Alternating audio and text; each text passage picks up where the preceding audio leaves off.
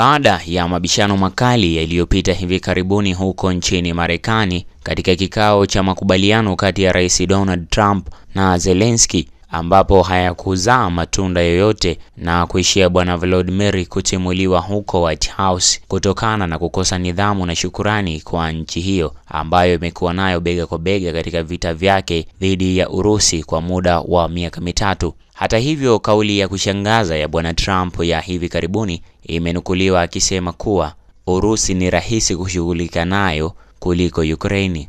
Hii ni mara baada ya rais wa Marekani kuweka wazi kuwa anaweza kufanya mazungumzo mengine na mwenzake wa Urusi Vladimir Putin baadaye ndani ya wiki hii. Donald Trump amenukuliwa mara kadhaa akisema kuwa hadi sasa ameona ni rahisi zaidi kukabiliana na Urusi kuliko Ukraine, wakati akitaka kupata suluhu la amani kati ya nchi hizo mbili, yani Urusi na Marekani, na kuelezea matumaini yake kuwa Urusi itakubali pendekezo la kusitisha mapigano kwa siku 30 na Ukraine.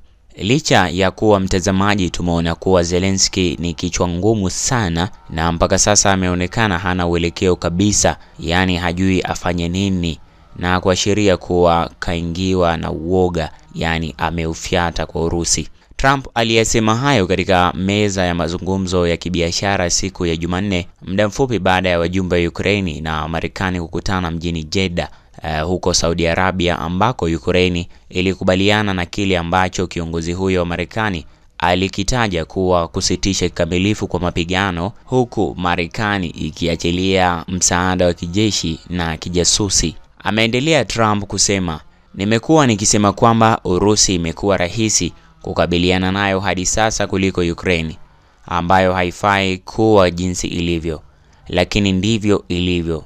Lakini tuna usitishaji kamili wa mapigano kutoka Ukraine, na hiyo ni nzuri, na tuna matumaini ya kupatana na kuelewana na Urusi kuhusu usitishwaji huo wa mapigano na Ukraine."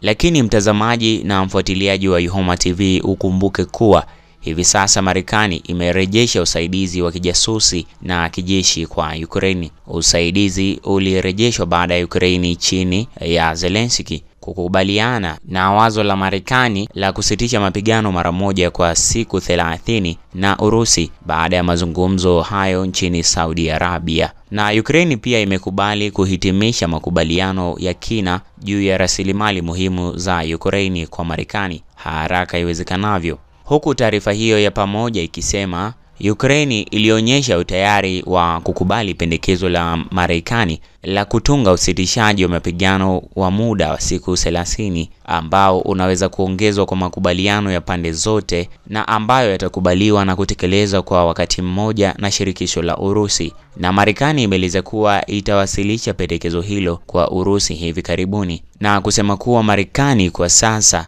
itarejesha mara moja kugawana taarifa za kijasusi na kurejesha usaidizi wa usalama kwa Ukraine. Marekani na Ukraine pia zimejadili kuhusu juhudi za usaidizi wa kibinadamu, ikiwa ni pamoja na kuachiliwa kwa wafungwa wa kiraia na hatua zingine. Wakati mkutano huo unaendelea, wajumbe walijadili dhamana ya muda mrefu ya usalama wa Ukraine.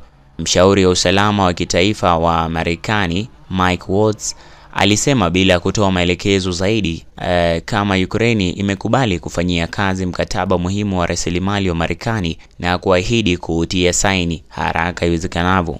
Hata hivyo, kufikia sasa Urusi haijatoa majibu rasmi kwa taarifa zilizotolewa kufuatia mazungumzo ya Marekani na Ukraine mjini Jeddah, huku uongozi wa Urusi hapo awali uliashiria kwamba makubaliano yoyote ya muda wa kusitisha mapigano hayakubaliki na yangenufaisha tu Ukraine na waungaji mkono wake wa nchi za Magharibi. Tunaona rais wa Urusi Vladimir Putin akisema mara kadhaa kuwa lengo lisiwe suluhu fupi, sio aina fulani ya kupumzika kwa kuunganisha tena vikosi na kuweka silaha tena kwa lengo la kuendeleza mzozo huo, lakini amani ya muda mrefu inayozingatia kuheshimu maslahi halali ya watu wote, mataifa yote wanayoishi katika eneo hili. Hii ni kauli ya Bwana Vladimir Putin, akimaanisha kwamba lengo liwe ni kuzuia kabisa na kukomesha mapigano.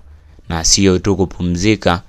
Kumbe Ukraine au mojawapo anajipanga kwa ajili ya vita kimya. Akiwa mjini Jeddah, Trump aliwaambia waandishi wa habari kwamba kufikia makubaliano hayo itakuwa hatua kubwa kuelekea makubaliano ya mwisho ya kumaliza mzozo huo. Vinginevyo tunaendelea tu, alisema, na akionya kwamba watu wengi watauawa, huku akieleza matumaini yake kuwa anatumai rais wa Urusi Vladimir Putin anaweza kukubaliana na hilo bila kipingamizi, na kuonesha kwamba anaweza kufanya mazungumzo mengine ya simu na mwenzake wa Urusi baadaye ndani ya wiki hii. Na tukumbuke kwamba hadi hivi sasa Urusi bado haijatoa jibu rasmi kwa taarifa hizo, lakini msemaji wa Wizara ya Mambo ya Nje ya Urusi, Maria Zakharova, alisema kuwa mawasiliano kati ya Urusi na Marekani katika siku zijazo hayawezi kupuuzwa.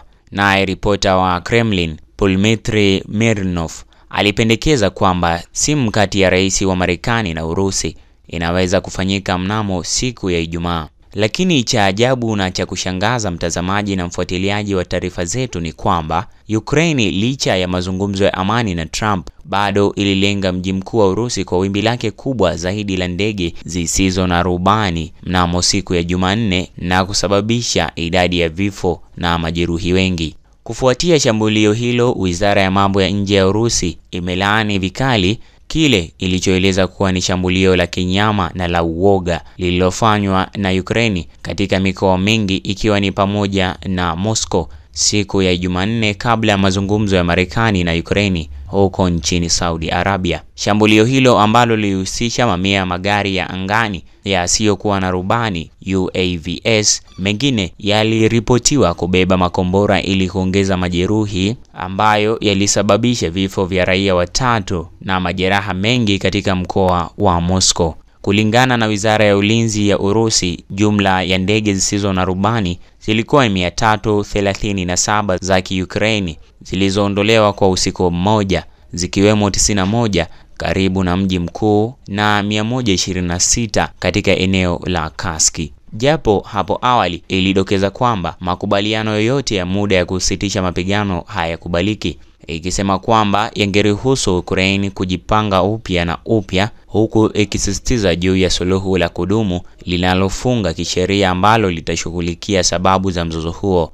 Putin pia alisema mwezi Januari kwamba Urusi inatafuta amani ya muda mrefu kwa kuzingatia heshima na maslahi halali ya watu wote wanaoishi katika eneo hilo la Urusi. Hata hivyo, Trump alisema hapo awali kuwa Ukraine ilikuwa ngumu zaidi kushughulika nayo, akikumbuka majibizano makali katika ofisi ya Oval ambayo yalimalizika kwa kiongozi wa Ukraine Volodymyr Zelensky kuambiwa aondoke mara moja hapo ikulu. Lakini alipoulizwa na waandishi wa habari mnamo siku ya Jumanne kama Zelensky angekaribishwa tena katika ikulu ya White House, Trump alijibu kuwa inawezekana tena na tena. Usichokijua ni kwamba Trump ana uhusiano wa kirafiki na Rais Vladimir Putin.